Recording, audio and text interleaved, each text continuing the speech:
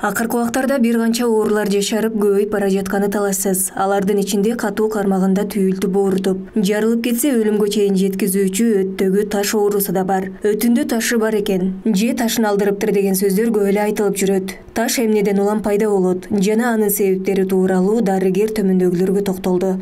Эми акыркы мезгилдерде бизде эле эмес, Кыргызстанда эле дүйнө жүзүндө өттө таш пайда болуу, ошол жылчы каменный болезнь деген көбөйүп жатат да.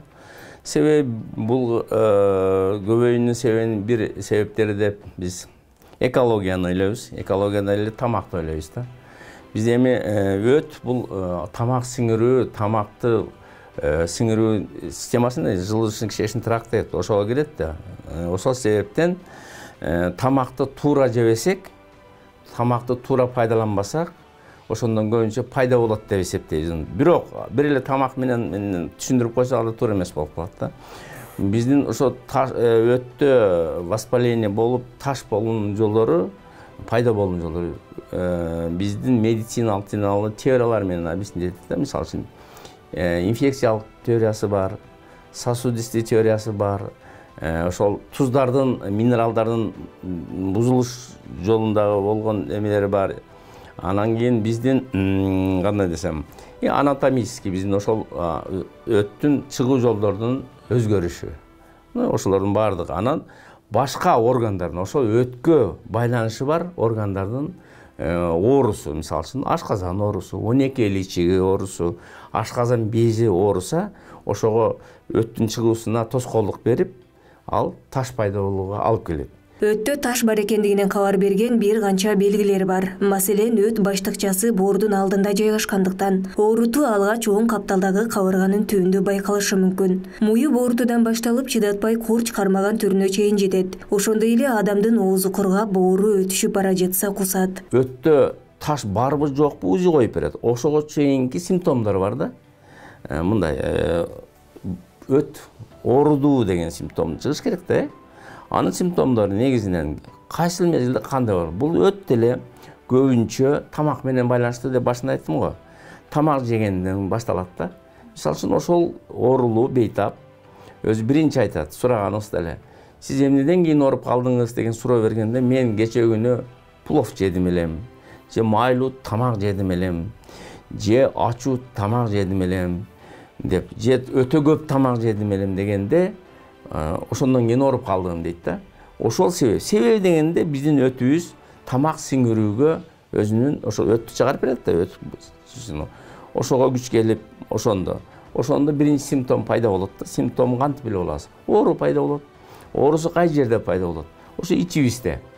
Өт кай жерде? Оң капталыбызда жайланышкан ошол кабырганын түбүндө, боордун астында. Ошол жери ооруйт. Анан өзү ооруганда катуу эле ооруйт. Ошо тамактан кийин түн чыдай албай каласың, кусасың.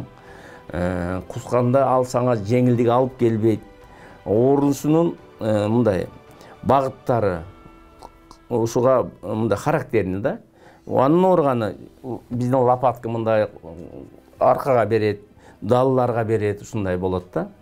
Андан кийин өттөгү таш болуп тыгылып калганда ооруйт да. Мисалы шардын ичинде тосуп калса, ошондо катуу ооруйт да. Ошол шар чоңойгондо. Ошого жараша. Эгер таш дагы жылып кетсе, кичине азаят.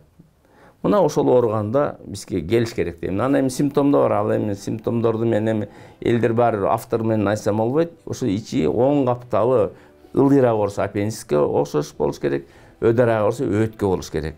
Ошол мезгилде скорый чакырып, ич ооруганда баардыгы больницага келиш керек да.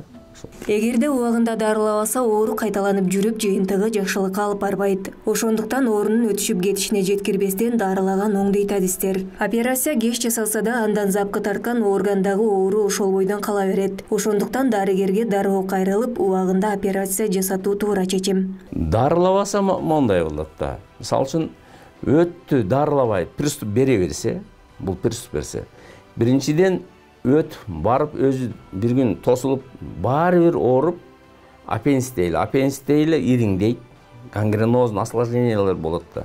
Экинчиден ылдый түшүп кетсе, саргартып жиберет, механик жылтууга берет. тосулуп калат, саргарып кетти деген, сапсары бронзовый. Ошентип бир эле өзүнө эмес, врачтарга да кыйын ситуацияны алып келип берет да. Рисковать этет. Мисалы үчүн кээ бир айтат да. Ушул жерден дагы мен эми көрсөтсөңүздөр айтып коем. Ошол өттөгү ташты эмнеге алыш керек деген. Ошол приступ болгонго чейин алып алсак, оорулуу үчүн дагы, биз үчүн дагы жеңил да. Себеби биз текшере алабыз, даярдай алабыз. Экинчиден бардык условияны түзүп, риск операция азаят. Операция это травма. Буну билишибиз керек. Биздин эл билиш керек да. Операция десе эле биз бул жөнөкөй эле кирген таблетке берип коюп же жөнөкөй эмес да. Бул операция это травма. Бул рискованный иш. Ошон үчүн буга даярдык менен келип, канча биз ошону безопасный кылсак, оорулууга дагы, бизге дагы жеңил. Эгерде ошол таштын осложнениясы болсо, мисалы аппендицин жарылып кеткен менен жарылбагандай да. Ушундай эле жарылып кетсе, же ириңдеп кетсе, же ылдыйга түшүп, өт чыгуучу жолдорду тосуп калса, анда оорулуу үчүн, бейтап үчүн да аябай кыйын болот. Себеби 1 эмес 2, 3 операция болуп калышы мүмкүн. Ошондой эле хирург дагы ошончо кыйналат.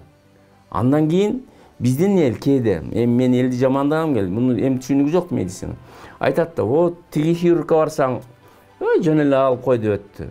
Бу хирургка барсаң, мынандай болдук дегендин мааниси ошол да. Ошол себептен оорулуу убагында таш бар дегенде приступу жок келсе, эч кыйналышы жок, осложнениясы жок, жакшы болуп чыгып кетет деп айтат.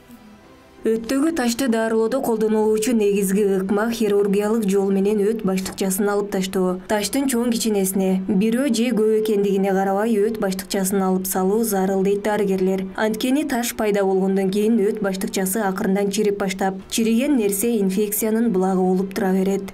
Эгерде өттө таш болсо, бир эле жолу бар да. Буну операция кылыш керек. Негизинен биз аны көрүп, подозрение кылып, УЗИ менен аныктайбыз, рентген менен аныктайбыз, компьютердин томография кылсак болот. Ушун менен бардык диагноз точно коебуз.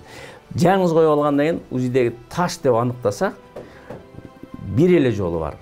Оперативный дарылашыбыз керек. Башка жолу. Операциянын 2 түрү бар. Бул традиционный биз кесип жасаган жолубуз бар.